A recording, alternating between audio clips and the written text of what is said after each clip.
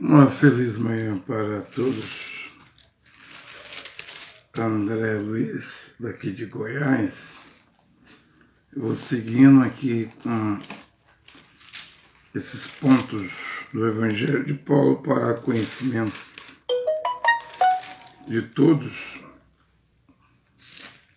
para que ninguém tenha desculpa no dia do julgamento final, depois da morte, né? Ao dia do juízo final, onde os mortos ressuscitam para prestar contas, Apocalipse 20, ao julgamento depois da morte também, porque depois da morte existe o paraíso para cima e o inferno, a hiena de fogo, o tártaro, o lugar de tormento, abismo, a escuridão, para aqueles que recusaram a palavra de Deus, o Evangelho, né? As boas novas, que é o antigo Evangelho. Né?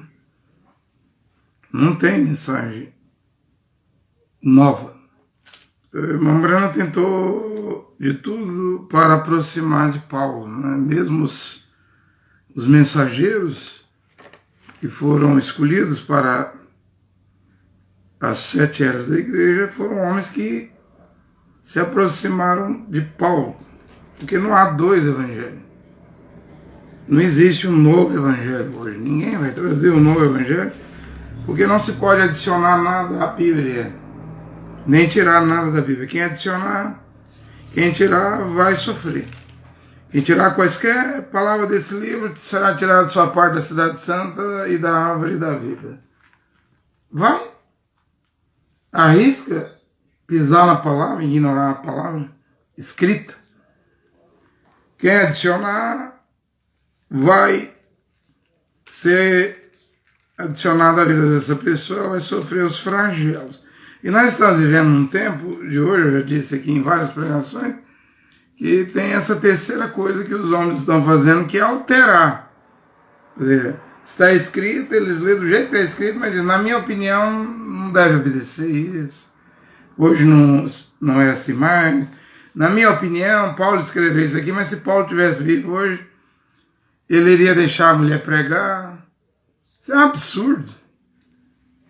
São homens malignos, mulheres malignas que vêm agora com essa coisa de ler o que está escrito e tentar alterar na argumentação. Eu tomo novamente a escritura em 1 Coríntios capítulo 15, versículo 1 e 2. Lembro-vos, irmãos, isso é Novo Testamento. Hoje, no ano 2023, no século 21, nós estamos no Novo Testamento. Corinto é na Europa, nós estamos na América do Sul. E eu quero dizer que o que Paulo pregou aqui, no tempo da graça, no Novo Testamento, está valendo hoje.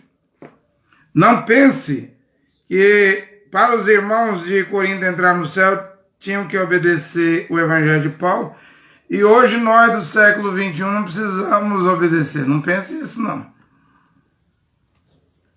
Não pense, não deixe o diabo colocar esse mau pensamento, esse pensamento maligno na sua mente, na sua cabeça. O que Deus pediu, estabeleceu lá no primeiro século com Paulo em Corinto é o mesmo hoje. E Yoshua Mashiach, você fala Jesus Cristo. Jesus é nome católico, a letra J não há nas 22 letras do alfabeto hebraico. O nome é Yoshua. É o mesmo ontem, hoje e eternamente. Lembro-vos, irmãos, o evangelho que vos anunciei. Eu já expliquei aqui que Atos 9, Atos 26, 14, e Yoshua apareceu a Shaul, Saulo de Tarso, Paulo, né? Então, a experiência do caminho de Damasco, Shaul, Shaul, por que tu me persegues? Eu sou Yoshua. Paulo diz em Atos 26, 14, Ó rei Agripa! Ouvimos uma voz, caímos por terra, a voz falava em língua hebraica, não era aramaico, grego. Ele falava em língua hebraica, o nome dele é em hebraico, o nome não se faz mudança, não faz transliteração. Eu viajei uns 10 países, meu nome é o mesmo do passaporte, do documento, é André. Em nenhum lugar eu recebi uma outra identidade. E como estamos no fim do fim, o nome Yehoshua volta. Quero vos dizer que é o Evangelho de Paulo que tem que voltar hoje, porque Paulo é o único homem que teve uma experiência literal, real, não era imaginação, com Yehoshua. Os outros homens de Deus, eu li a história de William Branham, que já morreu há 57 anos, Dwight Moody, Jonathan Edwards, Adoniran Judson, Hudson Taylor, William Carey, William Bolt, John Wesley, Whitefield, John Kellogg, Charles Spurgeon. Eu li e gosto de ler as histórias desses homens, mas quero dizer que o homem que Deus apareceu a ele literalmente é Shaul. Saulo de Tarso é Paulo. Simplesmente é Paulo. Né? E é para o Evangelho de Paulo que devemos voltar. Lembro-vos, irmãos, o Evangelho que vos anunciei, só há um Evangelho para as nações. As 14 epístolas, as 14 cartas de Paulo. O Evangelho que vos anunciei, que recebeste, no qual permaneceis firmes, pelo qual sois salvos. Então, a questão é salvação. Né? Se guardais esse Evangelho, mas está antigo. A ciência evolui, a matemática evolui, a medicina evolui, os remédios, antibióticos evoluem. Você diz, as roupas evoluem, os automóveis evoluem, mas a palavra de Deus é a mesma. A palavra de Deus não precisa evoluir, ela é eterna. Passarão os céus e a terra. Mateus 24, 35. Minhas palavras não passarão. Quando a questão é salvação, não procure mudar nada na Bíblia. Mas não foi para 2000 anos atrás? Nós estamos no mesmo pé de igualdade dos coríntios. Na Europa, né? Os coríntios. No qual permaneceis firmes, pelo qual sois salvos. Fora do Evangelho de Paulo não há salvação. Eu vou tentar me salvar por Cacu, vai chegar no inferno. Por William Souto Santiago, vai chegar no inferno. Pelo Osmar que prega que o novo nome de Jesus é William Branham, vai chegar no inferno. Por algum tabernáculo, vai chegar no inferno. Por alguma denominação, organização, você vai chegar no inferno. Eu não vou lhe impedir. Quem sou eu para lhe empatar, já que você tem livre-arbítrio? Eu vou pregar. Para ver se alguém acorda. Né? Então, salvação é isso. Se o guardais como vos anunciei, de outro modo tereis acreditado em vão. Então, a fé católica, romana, grega, ortodoxa é em vão. A fé protestante, luterana, batista, preteriana, anglicana, episcopal, congregacional, metodista é em vão. A fé pentecostal, evangélica, Assembleia de Deus, CCB, quadrangular e vão. A fé dos deuteropentecostais, Deus é amor, Casa da Bênção, Brasil para Cristo é em vão. A fé dos neopentecostais, universal, mundial, internacional, plenitude, sal nossa terra, videira, luz para os povos, renascer. Esses milhões de igrejas é em vão. Não tem nada do Evangelho de Paulo. Aí isso é passatempo, é aventura. Sois aventureiros, vocês vão querer entrar no céu na base do dogma, estatuto, credo, norma, regra, de vossas igrejas, todas elas são portas para o inferno. Só a palavra de Deus salva. Yehoshua Mashiach, você fala Jesus Cristo. João primeiro, no princípio era o verbo, a palavra. A palavra estava com Deus, o verbo, e o verbo, a palavra, era Deus. Voltemos à palavra. Não estou chamando ninguém para me seguir, não. Mas eu estou chamando para voltarmos à palavra de Deus. Eu parei no ponto 50, eu tenho aqui em torno de 127 pontos. É necessário falar sobre ele porque é Bíblia. É a Escritura Sagrada. É a palavra de Deus. A palavra de Deus é eterna. Ponto 51. Efésios 5,18 diz para não se embriagar. Como eu estou pregando a palavra original, eu não vi aí Paulo proibir de beber vinho, a não ser se escandaliza um irmão. Comer carne, beber vinho, então Paulo diz em Romanos, eu não vou comer carne, não vou beber vinho nunca mais. Né? No meu caso aqui, eu tenho 50 anos de idade, eu venho caminhando, procurando a verdade, desde 1988, quando eu tinha 15 anos. Então, eu não bebo. Aí você me pergunta, você vai comprar uma garrafa de vinho, já que é pecado embriagar e não é pecado beber vinho? Eu não irei comprar. Pretendo não beber vinho, a não ser se tiver culto de Santa Ceia, né?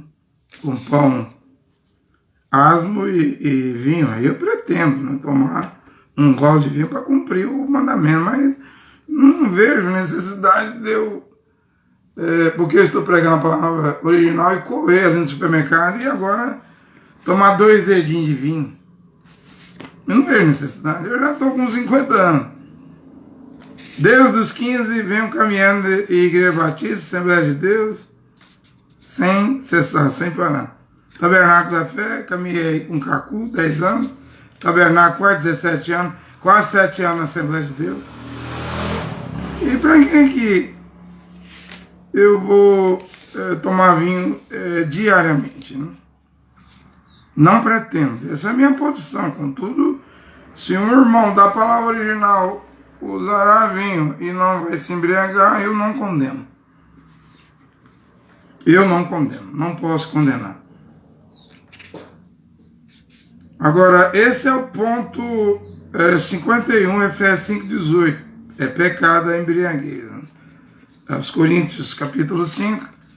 Todo irmão que é beberrão, Paulo diz que é para mim me afastar dele e dela também, né? Mulheres dadas muito vinho. Se praticar a embriaguez, virar um ébrio, nem é para mim tomar refeição com tais pessoas que se dizem irmão e pratica a idolatria, a avareza, diversos pecados, é impúdico, né? Impuro. Então, isso está bem esclarecido, né? Simplesmente está bem esclarecido. Ponto 52, Hebreus, capítulo 10, algumas escrituras eu vou ter que citar, outras eu vou ter que ler. Vamos ver até que ponto. São 127 aqui. Eu tinha parado no 50, já falei do 51, na embriaguez. Estou agora no ponto 52 do Evangelho de Paulo, que fala sobre pecado voluntário. Né? Hebreus 12, 10, 26. Quero ler aqui nesta ordem. Perigo, na minha vez de Jerusalém, titula aqui, ó, perigo da apostasia. Então quem vai cometer esse pecado voluntário, que não tem perdão, é quem se apostatar da fé, for praticar a rebelião. Pois se pecarmos voluntariamente e com pleno conhecimento da verdade, então nós já sabemos o que é pecado voluntário. É uma pessoa que foi ensinada, esclarecida, foi explicada a palavra de Deus, o plano da salvação, o antigo evangelho de Paulo, a sã doutrina, a conduta, a ordem, doutrina. Pedro disse, Melhor for não conhecer o caminho da verdade do que conhecer e desviar. É como um cão que volta ao vômito. Ou uma porca que vai para o chiqueiro. Para a lama, né? Para a lavagem. Então, é um pecado cometido por pessoas que têm o pleno conhecimento da verdade. Deus não quer que ninguém pereça, mas que todos os homens e mulheres cheguem ao pleno conhecimento da verdade, que é o Evangelho de Paulo. Se arrependam e sejam salvos. Agora, se você pensa que pode ter o pleno conhecimento da verdade e continuar no pecado, você está perdido. É melhor ficar na denominação aí, continuar católico. Pelo menos a igreja católica libera para pecar, né? Continuar na batista, pode ver futebol, usar fio dental, biquíni, ir para a praia. Mesmo a Assembleia de Deus hoje liberou geral, ator ter direito, pode usar calça, batom, esmalte, cortar o cabelo. Se não vai desobedecer, fica na sua denominação. Fica no chiqueiro. É melhor. Porque não pode brincar com a palavra de Deus. Deus é um fogo consumidor. Deus não gosta de hipocrisia, falsidade, engano, sedução, mentira. Deus não pode mentir. Tito capítulo 1. Deus não pode mentir. Se vai viver uma vida falsa, hipócrita, de duas caras, é melhor nem vir a palavra de Deus original. Porque aqui, 1 Pedro 1,18 diz, seja santo. Está escrito, porque eu sou santo. Se não é para ser santo, fica no chiqueiro de porco, na lama, na lavagem, na podridão do pecado, nos vícios, nos prazeres, no cigarro, na droga, no adultério, na prostituição, no carnaval, na balada, de cinema em cinema, de boate em boate. É a natureza do porco. Mas se és um filho, uma filha de Deus, uma ovelha, está cansado do pecado, então a solução é ser santo, santa. Homem santo, mulher santa, pelo menos uma vez, né? Como os anjos. Serafins são santos, mas Jeová é 3 vezes santo. Por isso que não se serve a Deus de qualquer jeito. A palavra original está de volta. Pois se pecarmos voluntariamente e com pleno conhecimento da verdade, já não há sacrifício pelos pecados. É dito ali em Hebreus 9, eu estou lendo Hebreus 10, que Yeshua morreu uma só vez. Nós não estamos na lei onde todo ano repetia-se os pecados e matava animais. Touro, bode, ovelha, rolinha, pombinha, cordeiro. Não, o sacrifício da cruz é uma só vez. Para quê? Para você crer e seguir a Yeshua, negar a si mesmo, tomar a sua cruz e ir em frente, ir e não peques mais. Era assim que Yeshua ensinava e é assim que Paulo também ensina. Vai, não peques mais. Mas se não for para abandonar o pecado, é melhor não abraçar a fé. Porque a palavra de Deus não combina com pecado, com podridão, com mundanismo, com as obras do diabo. Não combina. Ou serás luz ou será treva. Não tem esse negócio. Meia luz e meia treva, não. Meio crente, meio incrédulo, meio santo, meio mundano, meio fiel e meio apóstata. Não tem, não. Um pouco frio, um pouco quente, não tem. Se você misturar um pouco de água quente com água fria, vai dar o que deu em Laodiceia. Morno! Vomitar-te-ei da minha boca porque sois morno. Essa mistura. A mormitão espiritual é a mistura.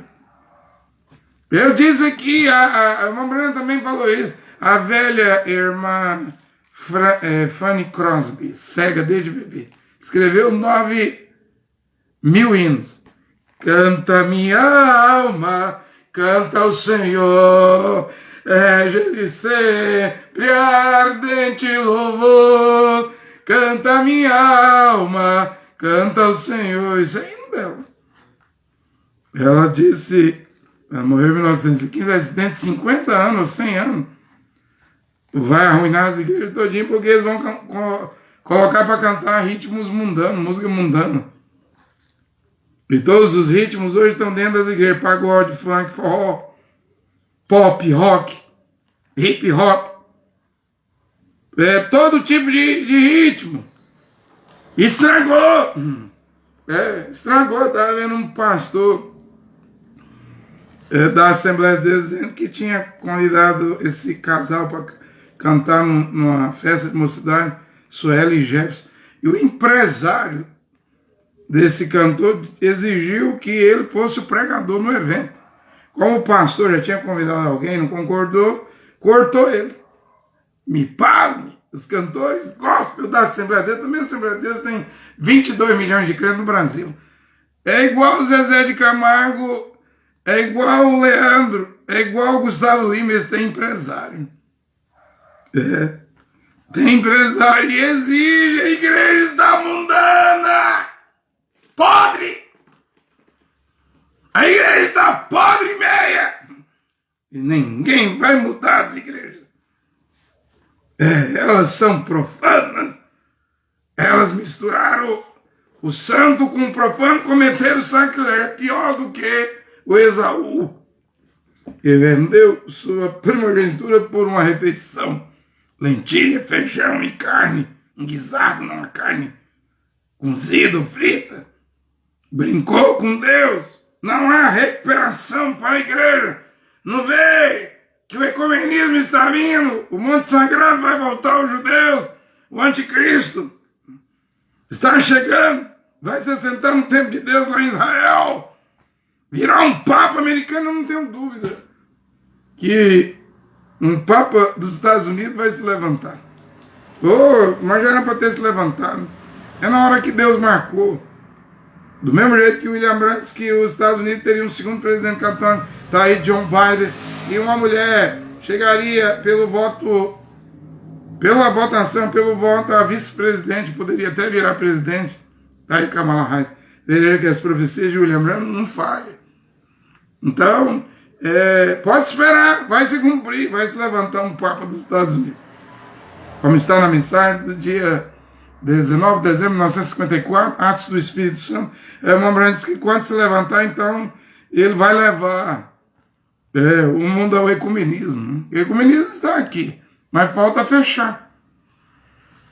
Para fechar aí as profecias do sétimo anjo, de Apocalipse 17, William Branham, aí eu não tenho dúvida.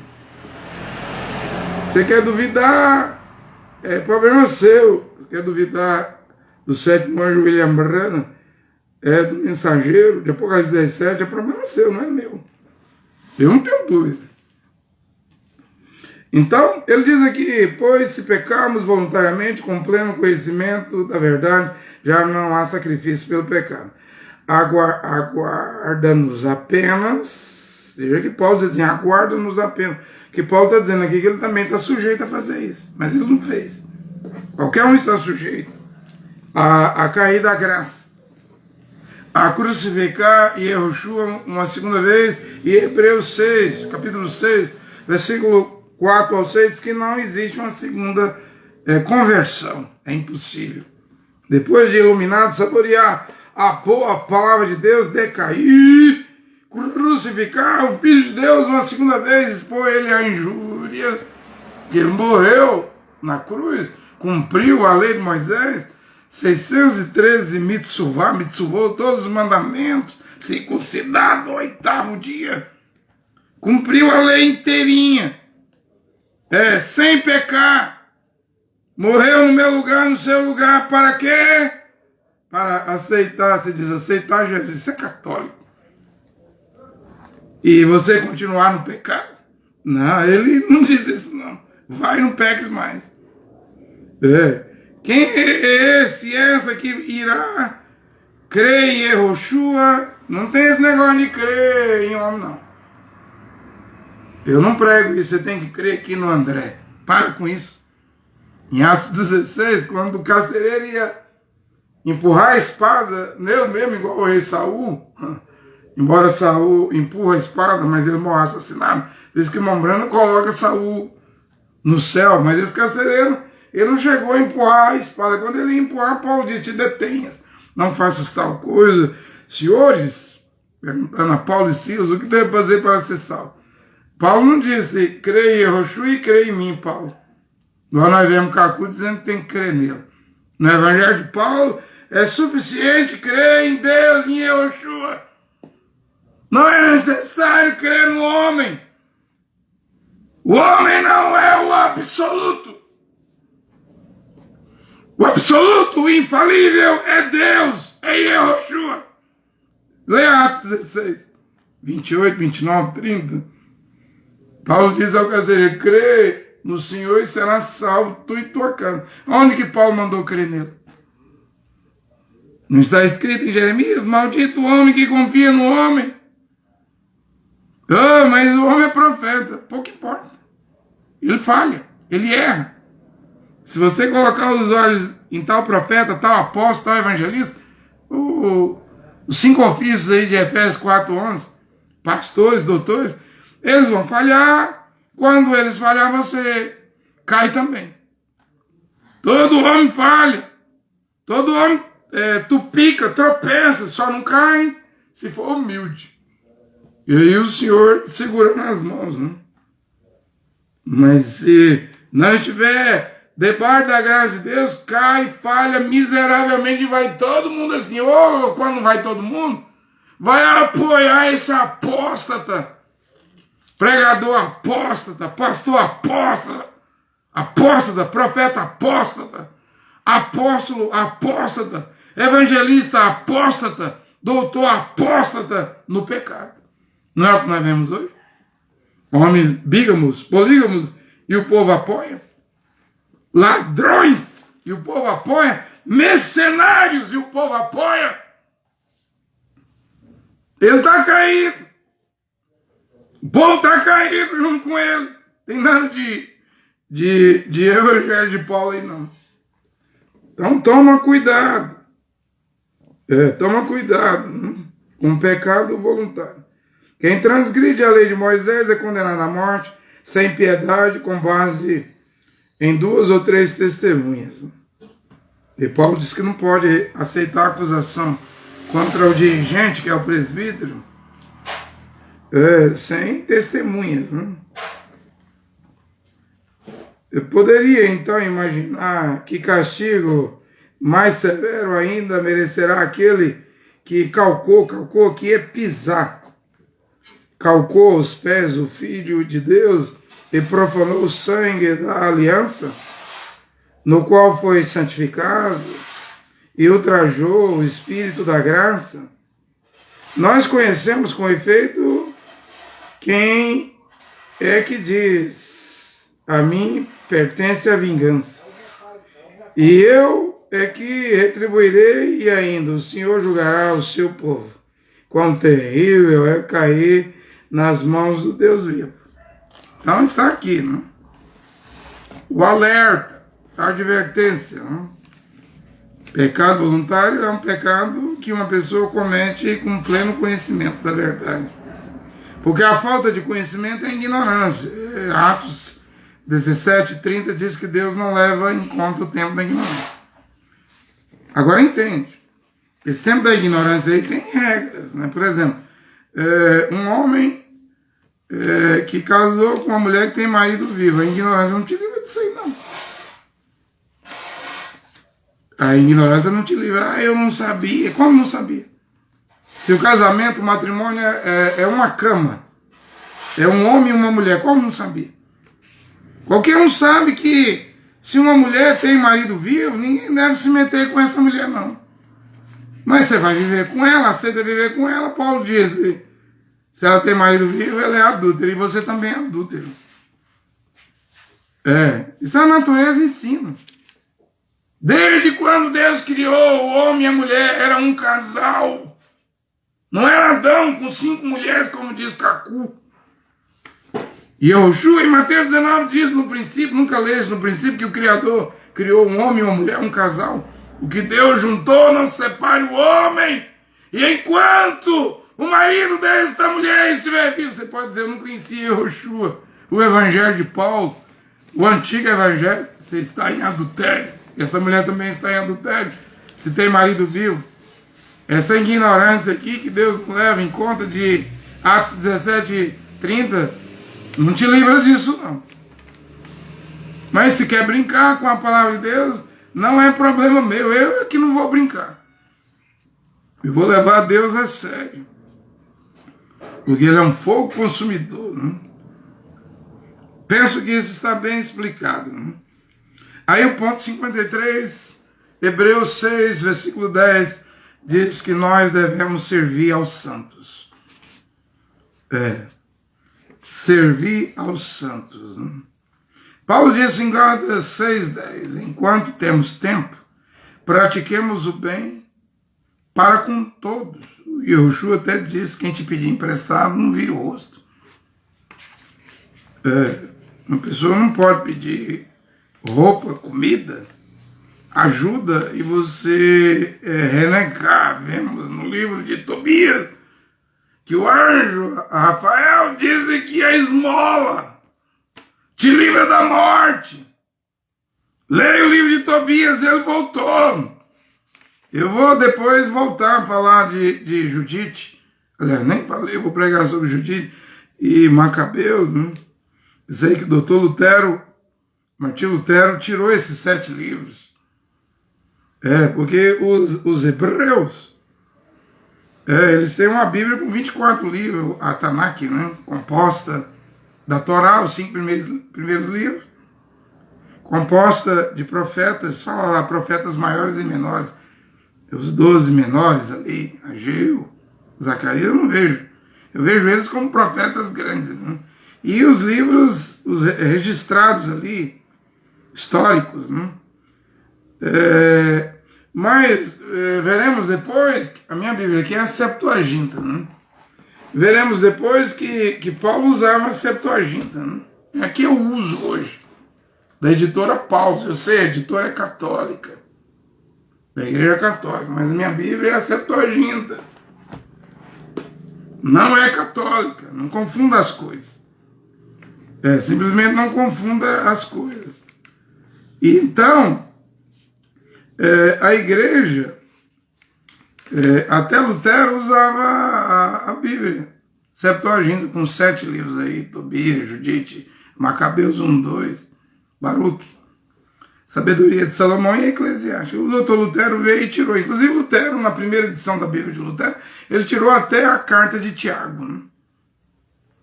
Ele chegou a tirar isso. Na segunda edição ele volta a carta de Tiago. Eu não sou protestante.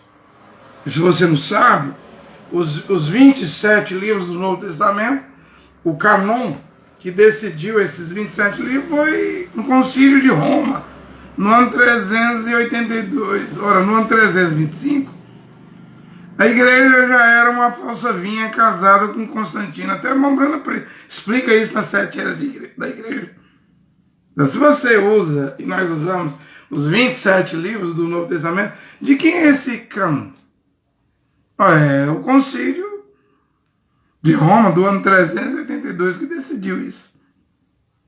O Niceia, no ano 325, decidiu o 4º Evangelho. 325, lá com Constantino, Niceia, na França. Mas o Concílio de Roma estabeleceu os 27 livros. Aí eu lhe pergunto, no ano 325, a igreja, segundo William Branham, casou com o Estado. Virou uma falsa vinha. E essa falsa vinha que decide o cânon do Novo Testamento, E Lutero veio e retirou esses 7 livros. E o que Lutero fez? Retirando, eu estou trazendo de volta. Ninguém é obrigado a crer. Mas a minha Bíblia é a Bíblia Septuaginta. Ela tem 7 livros retirados por Lutero, né? E eu estou aqui lendo, citando Hebreus 6,10. Servir aos santos. Enquanto temos tempo, pratiquemos o bem para com todos, mas sobretudo para com os irmãos da fé. Né? Porque em 1 Timóteo 5,8, Paulo diz, se alguém não cuida dos seus, e sobretudo dos da própria casa, renegou a fé, e é pior do que um incrédulo. Né? Então, enquanto tivermos tempo, vamos fazer o bem para todo mundo, sem olhar quem. Como dizia Francisco de Assis na Itália, Rembrandt disse que ele era um mensageiro de Deus, e é mesmo. Como Patrício. Mas você está trazendo coisa que Patrício é o padroeiro da Irlanda, Joana d'Arc é a padroeira da França. Você vai me dizer que Joana d'Arc e Patrícia eram católicos? Eles estavam dentro desse sistema. Eu disse aqui que se a igreja católica tiver alguma verdade, eu vou explicar aqui. Se tiver mentira, eu não vou concordar. E assim também é a igreja protestante. Seja quem quer que seja, até uma criança, se tiver alguma verdade, eu não vou contra a verdade. Não há salvação em igreja. Salvação é o evangelho de Paulo. Mas presta atenção nisso aqui. Servir aos santos. Enquanto temos tempo. Para mim o tempo é curto. Né? Essa montanha sagrada aí, o Monte Moriá, o Monte Sião, voltará aos judeus. O terceiro tempo vai ser construído. Vai haver a ressurreição e o rapto. Mas enquanto temos tempo, vamos fazer o bem para com todos. Eu deveria estar fazendo o bem desde criança. Né? Nunca o mal. Nunca maltratar ninguém. Isso não é ídole, característica de um cristão fazer o mal. O cristão faz o bem. Inclusive isso é ponto também do Evangelho de Paulo. Vencer o mal com o bem. Né? Mas Paulo diz aqui, sobretudo para com os irmãos da fé. Ou seja, devemos fazer o bem para a família da fé. Agora, entende que Paulo diz em 2 Tessalonicenses 3,10 que se o irmão não quer trabalhar, que não coma. Paulo não aceitava irmão preguiçoso. E lá em Tessalônica, eles estavam largando o emprego, dizendo que Yehoshua estava voltando, o arrebatamento estava próximo. Paulo diz, não. Não vai acontecer assim não. Primeiro vai ter que vir o homem do pecado, o filho da perdição, o adversário, o anticristo. Ele vai ter que se sentar pessoalmente no templo de Deus. Não é agora não. Já temos aí, veja o tanto que Paulo, o que ele falou, tem razão, porque estamos aí 2000 anos quase depois de Paulo. E ainda não veio, mas agora estamos perto. Sim, vamos cuidar dos irmãos na fé, né? A família na fé. Mas fazendo bem para todos. Quem é da família da fé é mais especial, mas não podemos recusar de fazer o bem para quem não é da fé. Né? Se te pedir, dá o que te pedir. Né? Se podemos dar, dê. Né? Tobit, pai de Tobias, deu conselho. Se você tiver muito em abundância, dê muita esmola. Se tiver um pouquinho, dê um pouquinho de esmola, mas nunca deixe de dar esmola. O anjo disse a Cornélio, Atos 10, versículo 3, tuas esmolas estão na presença de Deus. Deus não se esqueceu de nenhuma esmola que você fez. Cornélio, né? Agora, vem aqui, que isso aqui também é ponto, eu devo colocar como um ponto do Evangelho de Paulo. Se alguém não cuida dos seus, aí é sua casa. Você é marido, tem esposa, filhos e filhas.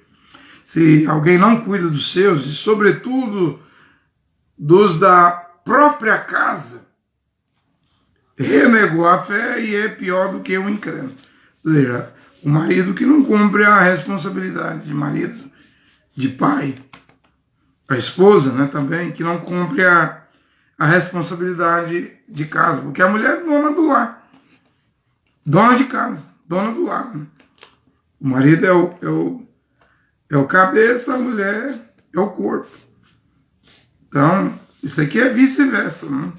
Tanto o homem tem suas obrigações, como a mulher tem seus deveres. Né?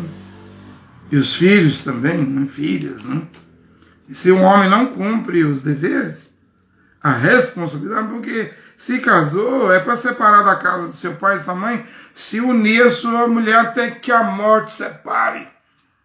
E aí você é responsável pela alimentação, por roupa, remédio, por um teto, uma casa, por dar educação.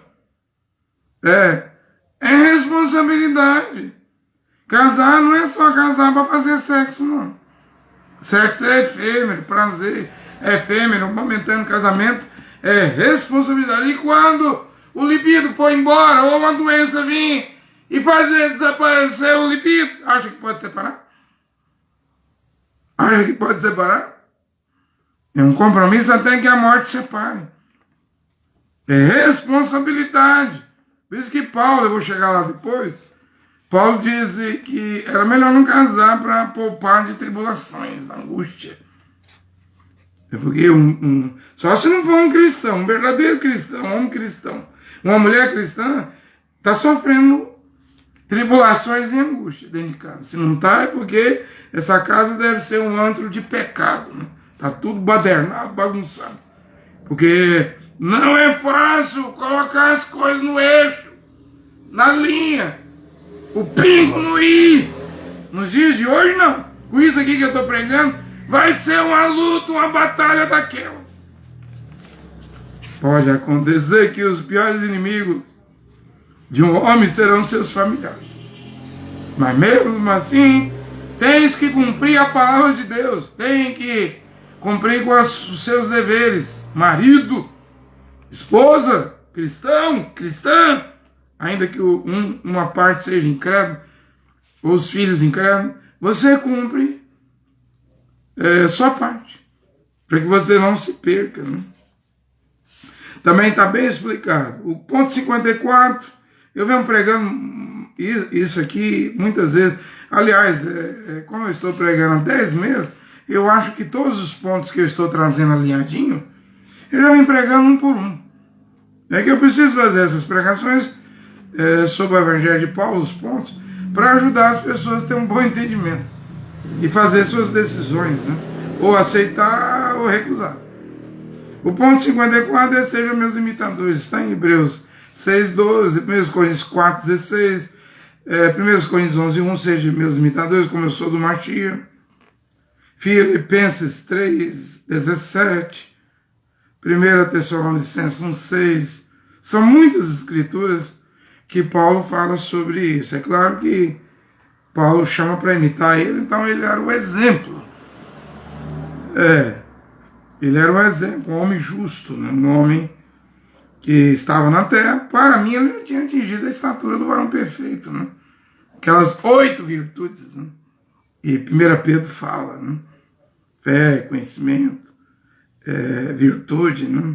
Temperança, piedade, amor fraternal, o Espírito Santo, o amor de Deus, né? Então, quando o homem atinge isso, aí devemos imitar. Porque não podemos imitar qualquer um, porque tudo que fazemos é como pegadas na neve ou na areia. Você está deixando rastros, passos, buracos na areia, na neve.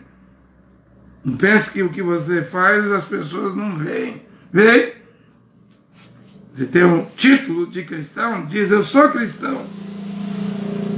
Ah, é? E se eu resolver caminhar nos seus passos na areia e na neve? Porque seus passos vai mostrar que tipo de livro você lê, que tipo de amizade você anda, companheiros e companheiras, que lugares você vai. Poderia eu ir aos lugares que você vai? Eu garanto que comigo aqui, onde eu vou, eu vivo na minha casa, trabalho aqui mesmo em casa, não gosto de ir em shopping, não gosto de ir em pecuária, festa, nem aniversário, nem me convida. Para ir aniversário, não gosto. Eu gosto de ficar em casa. Gosto de trabalhar. Casa, trabalho, não gosto de ir para a rua pregar. Então, Quem anda nos meus passos, eu não sou o modelo ainda é Paulo. Mesmo que Paulo não esteja vivo hoje, para Deus ele está vivo e sua palavra, o que ele escreveu está vivo. Então, eu deixo essa pergunta aqui. Se alguém resolver imitar você, homem e mulher, pisar onde você pisa, falar o que você fala,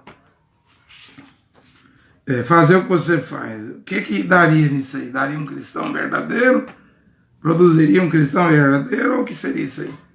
E Paulo mandou imitar os dirigentes também, que são os episcopos, presbíteros, né? Os que têm a função do ensino. Quem é que ensina na congregação e na assembleia? O episcopo, o presbítero. É o único homem responsável pela congregação, pela assembleia, e vai responder pelas almas. E o diácono? Não é função do diácono o ensino. Ele pode ser como Estevão, um dos 7 diáconos com dom de evangelista, saiu pregando aí em Samaria, né? Mas quem cuida de assembleia, congregação, é o episcopo. É o presbítero, é o homem da doutrina, do ensinamento, da pregação da palavra para os irmãos. Não tem outro não, é só ele, sozinho. Episcopo, que é o presbítero, e diácono, só esses dois. E são estabelecidos aí na congregação. Mas no povo está sentado pastor, será que é pastor? Pastor não é carga, é dom, Efésios 4:11. No povo está sentado evangelista, será que é evangelista? Será que é evangelista mesmo? Porque Filipe foi desbravar lá na cidade de Samaria que estava cru. Foi pregar para os pecadores. Que evangelista é esse sentado em púlpito? Em plataforma, né? De igreja. Mas é profeta. Será que é profeta mesmo? Mas é apóstolo. Será que é apóstolo? Mas é mestre. Para com isso, gente. Numa congregação, assembleia, só tem episcopo, que é a mesma pessoa do presbítero e o diácono. É só esses 2 cargos. Não tem mais do que isso, não. Esse negócio de bispo aí, arcebispo, monsenhor, papa, cardeal, isso é invenção. Eu não vejo isso na palavra de Deus. Eu vejo o episcopo, como eu tenho pregado aqui, casado uma só vez, marido de uma só mulher. Então quem é divorciado não pode ser pregador. Quem já tem 2 mulheres, já casou 2 vezes, não pode ser episcopo, presbítero, nem diácono. Vai ser o quê? Um irmão fiel lá, sentado no banco lá da congregação, e tá bom demais na conta, e obedece para ir para o céu, viu? Não tente tomar um lugar que você não pode preencher, porque você não preenche o requisito, você vai se perder. Melhor se sentar e obedecer do que achar que é mestre, achar que é presbítero. Onde já se viu ser episcopo, presbítero? Já está no 2º, 3º casamento, não preenche requisito não, mas vai. Nas igrejas isso é profissão. Acho que hoje já assina até a carteira de trabalho. É emprego. Trabalha numa empresa, pastor presidente, é empresário. Pregadores, bispo, presbíteros de igreja, evangelista, pastores, eu sou ministro, carteira assinada, né? Você está numa empresa. Ponto 55. A lei nada levou à perfeição. Hebreus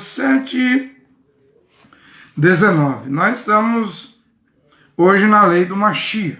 Você fala Cristo, é a lei do Mashiach, né? Já expliquei isso aqui.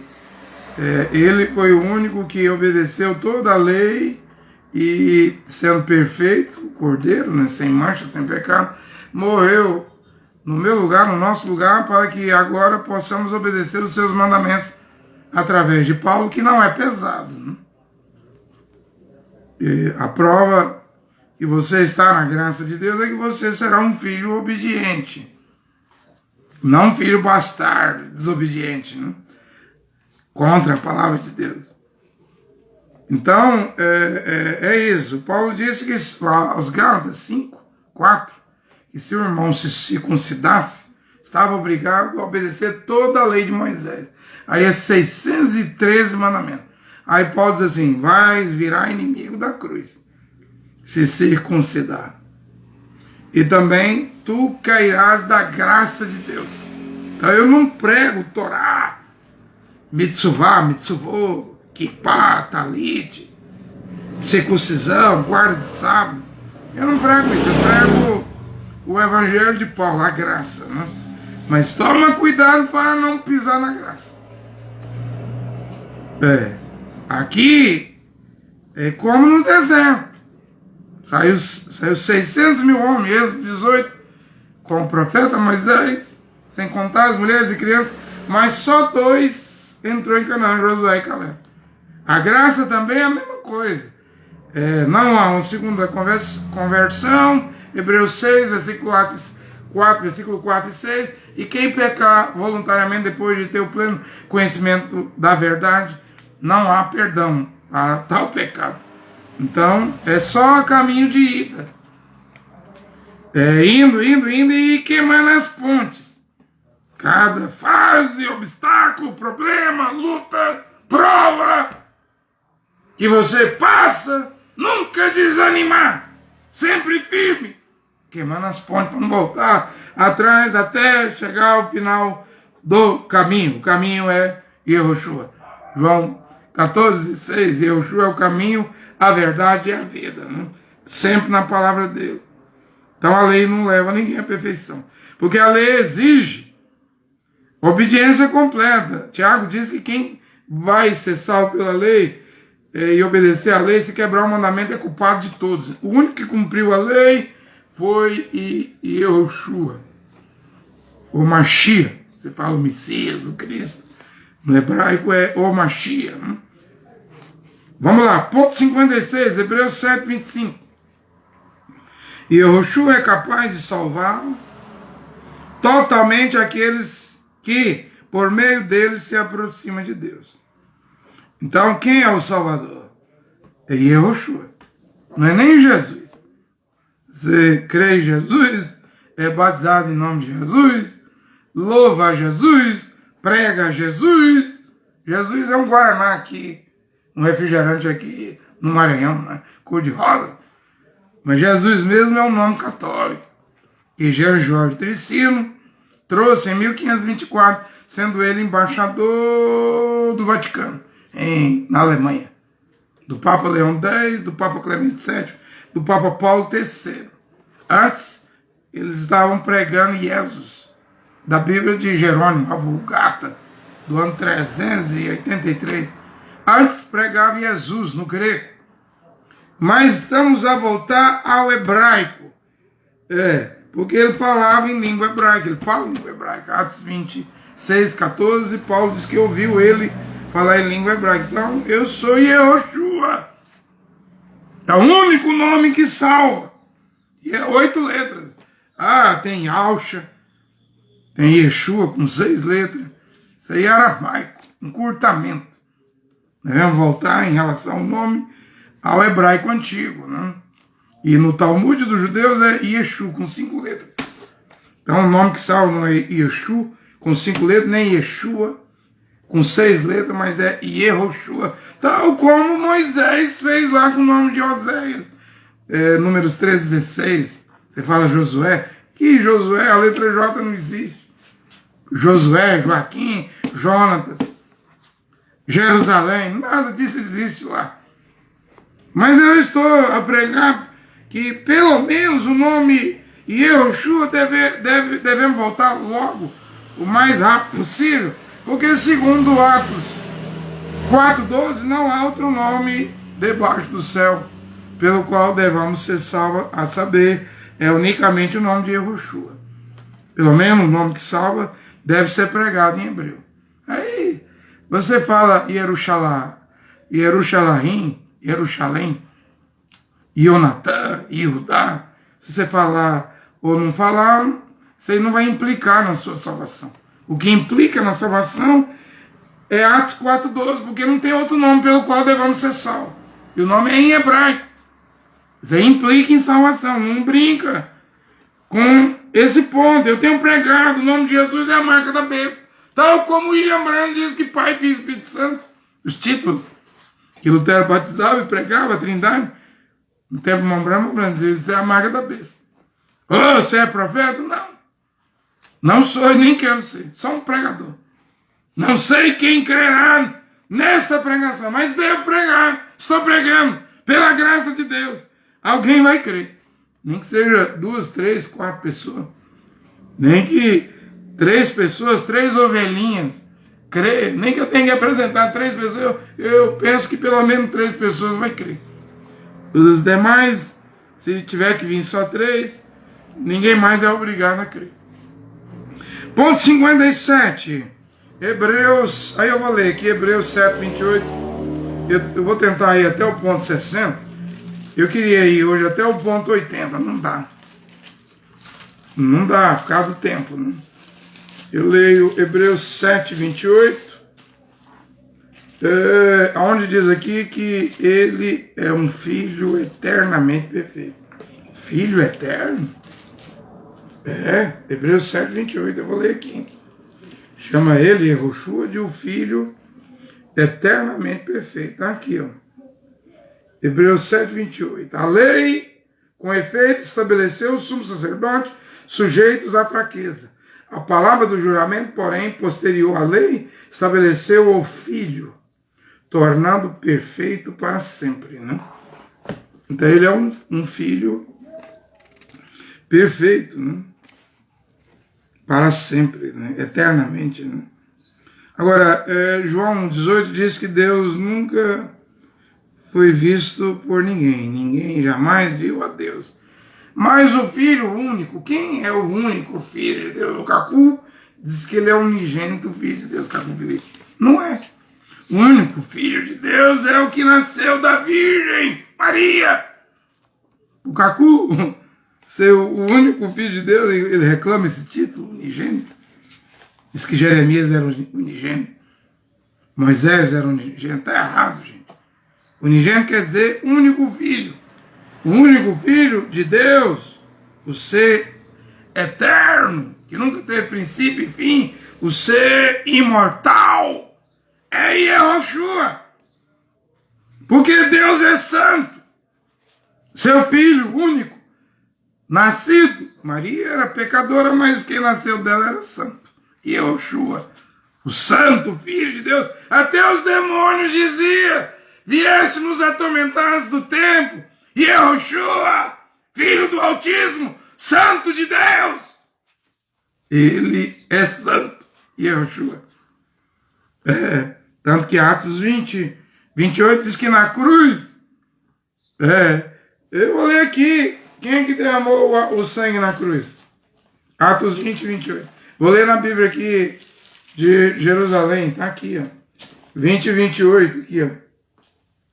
Do livro de Atos. Estais atentos a vós mesmos e a todo o rebanho, nele o Espírito Santo vos constituiu guardiões para apacentar a igreja de Deus, que ele adquiriu para si pelo sangue do seu próprio Filho. Então, o sangue derramado na cruz era o sangue do único Filho de Deus. A hemoglobina. Pasma! Sangue santo! De quem nunca mentiu, nunca adulterou, nunca pecou, de quem obedeceu os 613 mandamentos da lei de Moisés, da Torá. Cumpriu toda a lei sem pecar. Por que ele não pecou? Porque ele era santo. Seu pai é o Espírito Santo. O Filho do Espírito Santo. Porque Deus é Espírito. João 4, 24. Espírito é Deus. Ora, só Deus é santo. Espírito Santo. E ele gerou um óvulo, um gênese, um óvulo fecundado no ventre de Maria, a qual Maria se tornou, eu vi um padre pregando, quando Maria engravidou, ela virou esposa do Espírito Santo. Eu não vejo assim. Não houve sexo. Ela não virou mulher do Espírito Santo, tal como a mulher que vira uma barriga de aluguel, ela não é esposa daquele homem ali que deu o genes ali. Mas ela é um ventre emprestado. Sim, uma experiência sobrenatural. Eu sei, muita gente não crê no nascimento de Yehoshua da Virgem, questiona. Diz que Yehoshua, o pai dele é José, o carpinteiro, pai biológico. Eu não creio nisso. Eu creio nas escrituras, que Maria é a mãe, mas ele nunca chamou ela de mãe. Ele chamava de mulher, que tem a ver contigo, mulher. Na cruz. Ou quando ele estava pregando, tua mãe e teus irmãos estão ali fora. Pede para você interromper a pregação e atender. Quem é minha mãe e meus irmãos? Minha mãe e meus irmãos, minhas irmãs é quem ouve as minhas palavras, a palavra de Deus e cumpre. E na cruz estava ali, diz a Bíblia, Maria. A Bíblia diz, Maria é sua mãe. E o apóstolo João. Mas veja, quando ele se dirige a ela, ele não chama de mãe. Mulher, eis aí teu filho. Filho, ele chama até João de filho. Porque ele é a manifestação do Pai da eternidade. Não vos deixarei órfão.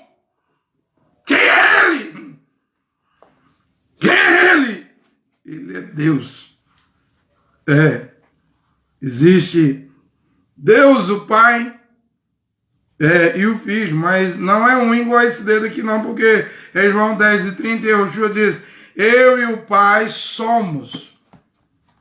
Aí é plural, somos um, somos. Existe o Pai, existe o Filho, mas somos um. Dá para entender? Isso é além da compreensão humana, você tem que aceitar por fé. É assim que as Escrituras dizem, em João 10:30. E Paulo fala aí em 1 Coríntios 15:28. E quando diz que todas as coisas lhes tiverem sido submetidas, a última coisa que vai ser submetida debaixo dos pés de Yehoshua é a morte. Isso aí é o milênio, né? No milênio não haverá morte, sepultura, velório, luto, sepultamento, doença. A morte estará debaixo dos pés de Yehoshua. Ele já venceu a morte. Na sua ressurreição, ninguém tem mais poder do que eu. Ora, ele é Deus. Deus manifesta em carne. Tem o poder de dar a minha vida e trazê-la de volta, derrubar esse templo. Em 3 dias eu ressuscitarei, eu levantarei novamente. Então no milênio não tem morte. Por isso que quando o milênio chegar, o último dos inimigos, que o diabo vai estar, Satanás vai estar amarrado, e o último dos inimigos, que é a morte, vai estar debaixo dos pés de Yehoshua para ter 1000 anos na terra. O que Adão não conseguiu ter. 950 anos, Adão. Matusalém não conseguiu ter. 968 anos, né? Mas vem o milênio, sem morte. Quando todas as coisas lhes tiverem sido submetidas, 1 Coríntios 15:28, então o filho se submeterá àquele, né, que submeteu a ele todas as coisas. Quem é aquele? Porque Paulo diz aqui, quando diz que todas as coisas estão submetidas ao filho, se excetua o Pai, Deus Todo-Poderoso. O próprio filho diz, o Pai é maior do que eu. Eu volto para ti, ó Pai. Ele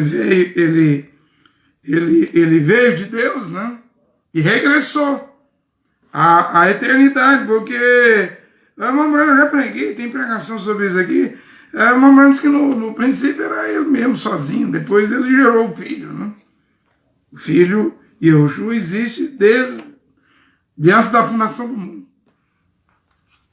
A primeira coisa que o Eterno fez, né? Gerou seu filho único. Então, quando ele vem à Terra, nasce da Virgem, ele já existia na eternidade. Antes de Abraão existir, eu sou! Estava no mundo, João 1:10. Eu citei João 8:56. João 1:10. Ele, Yehoshua, estava no mundo. O mundo foi criado por meio dele e o mundo não conheceu. Então, tudo que existe hoje, invisível e visível, Deus fez através do seu Filho único. Qual era o nome dele lá na eternidade? Não sei. Eu sei que aqui na terra o nome dele foi dado pelo anjo Gabriel aí. Foi pedido para colocar o nome de Yehoshua. Mas ele era o grande eu sou antes de Abraão existir. Eu sou, João 8:24. Se vocês não crerem que eu sou, morrereis nos vossos pecados. Você não tem nem 50 anos. Como é que você viu Abraão? E seu nome na terra é Yehoshua. Oh, mas o nome veio do céu. E esse é o nome que Deus Pai deu ao seu Filho e está sobre todo nome no céu, na terra e debaixo da terra. O nome sobre todo nome. Por isso que o nome Yehoshua volta. E nós veremos a Deus. A Bíblia diz que ninguém jamais viu a Deus. E nunca vai ver. Porque ele é infinito, como é que vai ver o infinito? Mas se contente em ver o Filho, aquele que for salvo, verá Yehoshua, mesmo os judeus de Zacarias 13, vai ver as feridas nas mãos. Que feridas são essas nas tuas mãos? Quando ele pisar no Monte das Oliveiras. Então quem vê o Filho único, se contente, porque estará vendo a Deus. Deus é a luz, é Deus o Pai, e seu Filho, Yehoshua, é a lâmpada. Só podemos ver a Deus, o Pai, através do seu Filho único. Então vamos servir nosso Salvador, Yehoshua. Como eu citei aqui, Hebreus 7, 25.56, ele é capaz de salvar totalmente aquele que, por meio dele, se aproxima a Deus. Então ele está vivo. Nosso Salvador está vivo. Nosso Senhor está vivo. Ele é o mesmo ontem, hoje e eternamente. Yehoshua. Hebreus 13, 8. Não temas, não tenha medo de invocar ele. Se com tua boca confessares que Yehoshua é o Senhor. Romanos 10, 9, versículo 9, versículo 10. No seu coração crê que Deus e Jeová, o Pai, o ressuscitou dos mortos, será salvo. É nessa base que eu prego. Ou você não prega você mesmo? Jamais eu prego Yehoshua. Eu não salvo ninguém, eu sou carente da graça de Yehoshua. Mashiach, da salvação de Yehoshua.